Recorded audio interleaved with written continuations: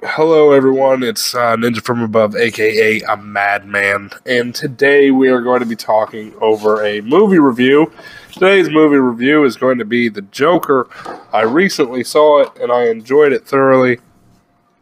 Don't worry, guys. If you're used to my normal podcast, this is what me and my wife were just talking about. I know that I ramble and I go off the chain on like a million things. I've been told this before, and I've seen it. Okay, I've actually listened to it, and I understand that it happens. I know I'm rambling right now, but I'm trying to explain. So if you guys are, if you're used to that, I'm going to try and be more structured this podcast, and tell you guys what's actually going, how I feel about the movie and everything. And if my wife says you're rambling one more time, I'm going to snap. Okay. So let's start it off by saying the movie title is Joker, 2019. The main actor, Joaquin Phoenix. Damn it! Why do I always mess up his name? Sorry if I hurt your ears there. Joaquin Phoenix. I don't know why I always screw up his name. Always. Do you know I found out that is actually like a Hispanic name? I had no idea. Yeah. He's from like South America. It's a South American name. I had no idea Joaquin Phoenix was from South America or had South American culture. He looks like a white dude. Am I wrong in thinking that he was a white guy? I mean, you could tell that he had, do you know that thing that was on his ear or on his lip? The thing that was on his lip? He had cleft lip. You could tell that he had cleft lip growing up. See, here I go, off track again. Anyway, the main actor Joaquin Phoenix, he did a fantastic job, by the way. And there was a few cast members. Actually, Are you really about to make noise? Okay, so for the list of it, we got Robert De Niro. He played Murray Franklin in the movie. He actually did a really good job portraying that role. He played in Kings of Comedy, which was he played in the same role. I don't want to say the same role because he was more like the Joker in Kings of Comedy. But in this one, he did a very good job as Murray Franklin. Sophie Dumond, who I am unaware of. Oh, I'm sorry. Her name is Zazie Beetz. You guys probably remember her from Deadpool. She is the new Domino. I remember when I first... Well, okay, we'll talk about that another time. You can remember her as Domino from Deadpool. Frances Conroy, that's American Horror Story. She plays in a lot of American Horror Story episodes.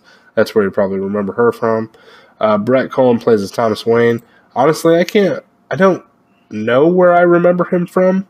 Oh, I remember him from The Dark Knight Rises. He plays as a congressman and the other Batman. He also plays in Ghost Rider. I didn't know that. Okay, anyway. So, yeah, pretty good lineup of cast. So, then we got the main plot of the movie was essentially, and I'm not going to spoil anything right now, it is man dealing with society, modern, I want to say society at the time, but it reflects modern society that we work with. And the point that mental illness is around, and people do pick on it, but yeah, it has a lot to do with mental illness in society. We'll say that, and essentially how it affects a person. For lack of a better, it's a story about the Joker and his uprising. Like that is what the plot is the uprise of the Joker. I want to say the plot points that made it a good movie was Joaquin did amazing in his role. He did fantastic. I actually prefer this Joker to any of the other Jokers. I believe because he's more relatable. And I know it sounds crazy, but a lot of people deal with depression and other stuff like that, and he is literally just a more realistic, relatable guy when it comes to it, who is almost uncomfortable trying to be quote unquote normal in today's society. And I get it. I understand completely. I guess that's why he's relatable, right? I didn't see anything that really made it a bad movie. There was a lot of twists and turns and stuff like that, so I'm trying to think of one bad thing, but overall it was absolutely fantastic. I guess the bad thing would be that he's so relatable, because a lot of people who suffer with some of the mental illnesses that he suffers with inside of the movie actually may find this as a calling card, if you would. So, yeah, I guess that would be like the only thing that made it bad. But I don't see anything really that would make it a bad movie, because it was really amazing. It was great. Overall, I would recommend that you go out and see it immediately, because it is a great movie, and there's talks about being a sequel already, because it's just that damn good. He just gives this friggin' breathtaking performance, as Keanu Reeves would put it. It was just great overall. I would give it like an 8 or a 9. I'd say like a 9. Probably a 9. Just an overall great movie. 9 out of 10. 9 out of 10. Yeah. Okay. I totally would. Now, if you don't want to hurt your sweet little ears, it's time to leave, because we're going to talk a little bit about spoilers. I'm going to talk a little bit about spoilers here. So if you haven't seen the movie and you want to see the movie, the best thing for you to do right now is get the hell to where you need to go, your closest movie theater, wherever you are, and go see it right now. Okay, turn off the podcast and go see it if you haven't. Those of you who have seen it, hello. Welcome to the spoilers part. And we're going to go over my favorite parts, plural, some controversies in which the movie could have given off, the watchability of the movie, and a little bit of talk about it as well. So, this is more or less the in-depth review. You start with Arthur Fleck, which a lot of people have been talking about his name, Affleck. Listen, Arthur Fleck was the name of the Joker. I believe it was the Killing Joke comic. So that's where that comes from. It has nothing to do with Ben Affleck. I guess they tried to make a nod to it, but I don't know. That beats the hell out of me. I don't believe that. That is the name of the Killing Joke. They're going off of one of the... If you have read the Killing Joke, or even I believe they made an animated movie off of the Killing Joke. If you've seen that, then you already know who Arthur Fleck is, what the point is. It's almost as if they took the Killing Joke, mixed it with the Kings of Comedy, and did their own thing with it. So yeah, I believe that's pretty much what they did. Like, that's what it feels like. My favorite part, I have quite a few. The joke at the end, the punchline at the end, where he shoots Robert De Niro's character in the face, was one of my favorite parts. Just because no one wants to listen to him. Still, at the end of the movie, nobody wants to listen. In the whole movie, he's been telling them to listen. Nobody has. Even while he's trying to talk over Robert De Niro's character, nobody is listening. So he just shoots him. It's like, and that's what you get. And I felt like it was so relieving. Also, I guess it's between that scene and the scene on the train. Obviously, his mental illness is that he gets nervous in certain situations. So, with him getting nervous in certain situations and that woman being picked on in front of him, basically those three guys that are, we're the rich and powerful and we do what we want and we get drunk and act like freaking jackasses, right?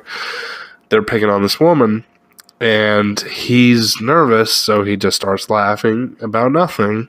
He shows them the card, they take his stuff and start beating the crap out of him. So what does he do? He just lost his job. I mean, he finds out that his freaking... he finds out so much stuff that would make a man crack so fast.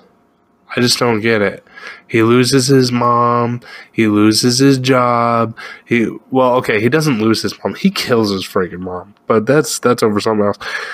He finds out his whole life has been a lie. He thinks Thomas Wayne's his father. It's this whole thing where he's going back and forth, and most of it was not even real.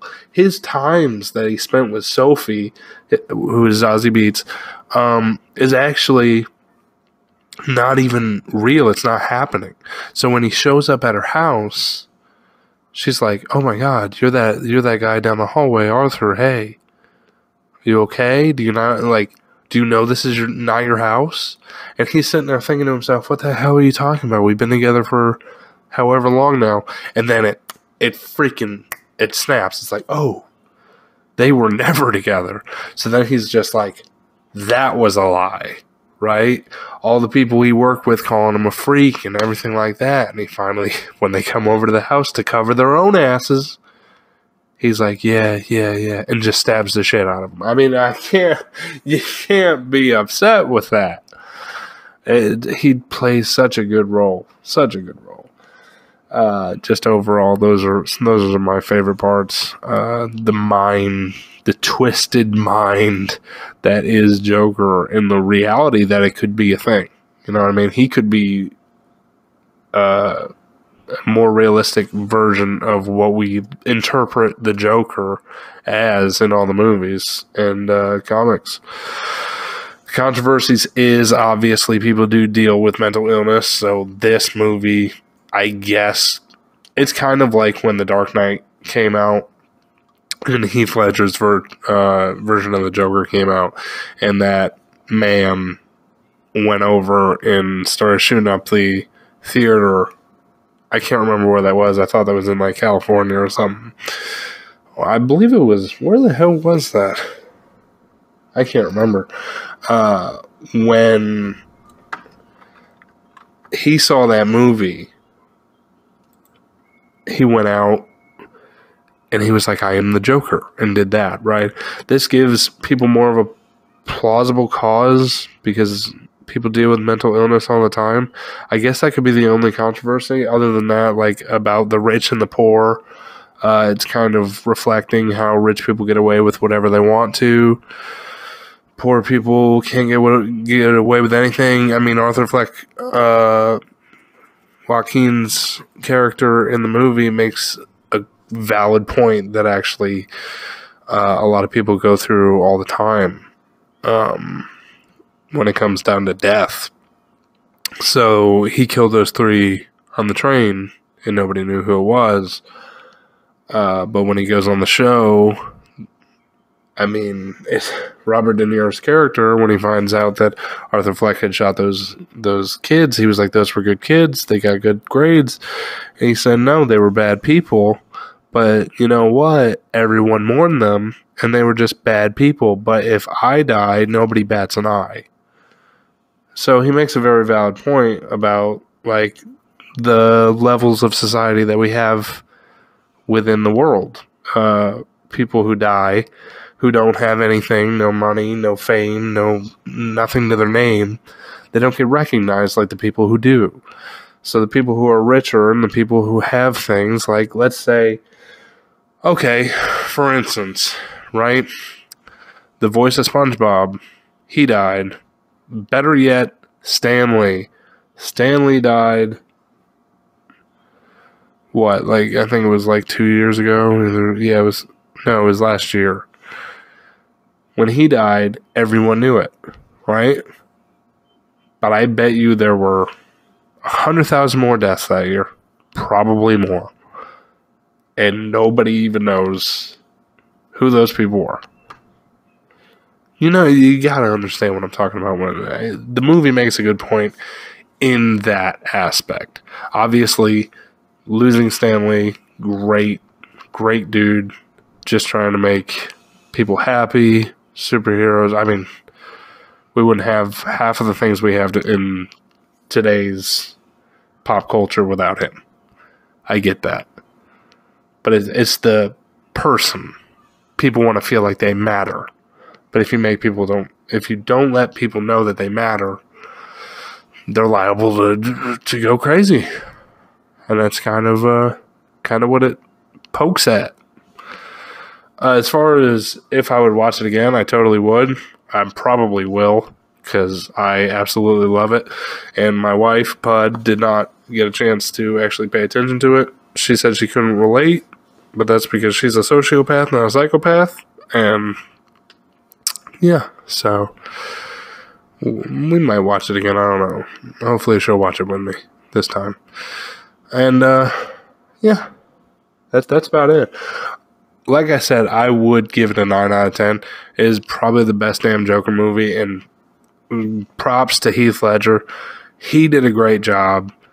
Jared Leto killed the role, hated it, and Joaquin just brought it right back to the forefront. So really enjoyed it. You guys should definitely check it out if you haven't seen it yet.